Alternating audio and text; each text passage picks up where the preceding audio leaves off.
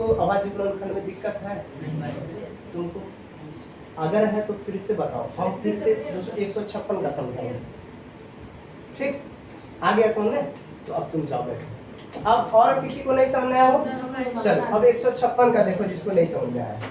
ठीक है, हाँ एक और प्रॉब्लम तुम लोग को आएगा यहाँ पर। प्रॉब्लम क्या आएगा पता है? जैसे कोई संख्या थोड़ी सी बड़ी हो, 156 जैसे अभी लिखेंगे, जैसे देखो 156 है ना। अब हम 2 से लगा रहे हैं, लेकिन 2 का पहाड़ा 20 तक ही आता है ना। 2 का पहाड़ा तो आगे तक नहीं आता है। तो जब 2 का पहाड़ा आगे तक नहीं आता है तो हम 2 का पहाड़ा तो नहीं पढ़ेंगे, 20 तक पढ़ेंगे।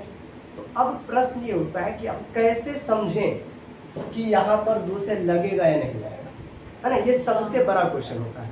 तो हम तुम लोग को वो रूल अभी नहीं बताए हैं, कल हम वो सबसे पहले वो रूल ही बता देंगे तुम लोग। ठीक है, आज अभाज्य गुणनखंड से सीख लो, कल वो रूल हम बता देंगे। वो रूल क्या है, जैसे कि 2 से भाग लगने के लिए क्या रूल होगा, यानी कब लगेगा 2 से, कब 3 से लग सकता है, कब 5 से लग सकता है, कब 6 से लग सकता है, कब 7 से, कब 8 से, कब 9 से। यहाँ पे 4 छूट गया, 4 से भी मान लेते हैं, कब 10 से, मतलब इस तरीके से, है ना, कब लग सकता है। ठीक है, तो ये चीज हम तुम लोग को बताएंगे।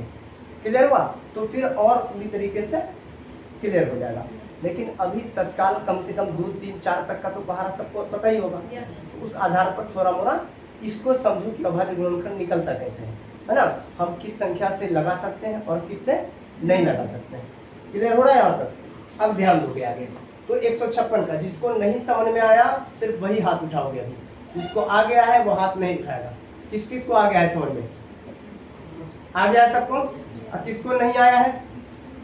चलो 1, 2, 3, 4। ठीक है, एकदम ध्यान देना, हम तुम लोग से कुछ भी पूछ सकते हो उठा के। ठीक है, चलो ध्यान देना।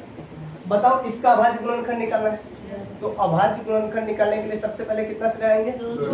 2 से लगाएंगे। तो 2 से लगाएंगे। अब तुम लोग नहीं बोलेगा, यही चारों बोलेंगे 2 से लगाएंगे। तो जिससे लगाएंगे उसको यहाँ लिखेंगे। अब जब 2 से लगाने का क्या मतलब हुआ? 2 से भाग लगाना है। तो मान लो तुमको यहाँ पर मन में नहीं हो रहा है, चलो छोड़ दो, भूल जाओ। तो 156 को लिख रहे हैं, 2 से भाग लगा। ऐसे कितना से लगाया? 1 में नहीं लगाएगा, 15 में लगाएंगे। तो 2 सत्ते 14, 5 में 4 गया, 1 में से गया 0। अभी नहीं आ गया है ये 6 भी उतरेगा यहाँ, 16। अब देखो शेष 0 आ गया ना। तो शेष 0 आ गया, इसका मतलब कि 2 से 156 में भाग लग गया है। ठीक है, तो जो यहाँ पे आया है ना वही तुम्हारा यहाँ लिखा जाएगा। यानी कि 2 का पहाड़ा 78 बार करेंगे तो 156 आ जाएगा। क्लियर हुआ बात?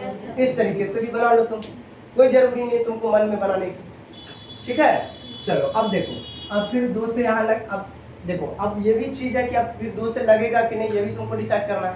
तो ये कल बता देंगे, लेकिन अभी के लिए इतना मान लो कि 2 से इसमें लगेगा। ठीक, और अगर तुम ये नहीं मान रहे हो, नहीं मानेंगे हम लगेगा कि नहीं लगेगा, तो फिर ठीक है, 78 से तुम 78 में भाग दे दो, 2 से फिर से भाग दे दो। देख लो, लिखो नहीं, पहले दे दो भाग। 2 तिया 6, 1 आएगा, घट के 8 उतरेगा, 2 नंबर 18। देखो आ गया 0 से, मतलब लग गया भाग 2 से। तो इसका मतलब 2 से लग रहा है, फिर 2 से लगेगा। जितना यहाँ आया वही ना आ जाएगा यहाँ, यानी 2 का पारा हम 40 बार पढ़ेंगे तो 78 आ जाएगा। क्लियर हो रहा है? अब फिर तुम देखो, सोचो कि 2 से लगेगा कि नहीं। तो अब अगर 2 से नहीं लगेगा, मान लो किसी किसी को पता है कि नहीं लगेगा, लेकिन तुमको नहीं पता है कि लगेगा कि नहीं, तो फिर भी तुम लगा के देख लो, नहीं पता है तो 39 में लगाएंगे किससे? 2 से।